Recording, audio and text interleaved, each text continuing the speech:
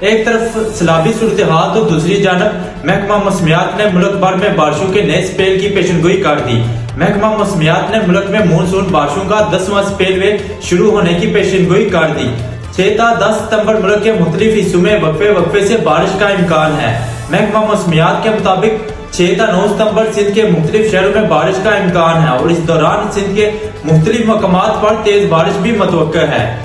6 ta 8 सितंबर इस्लामाबाद और पंजाब के मुख्तलिफ अजला में और बलूचिस्तान के चंद मकामात पर 7 से 9 सितंबर के दौरान बारिश का इम्कान है।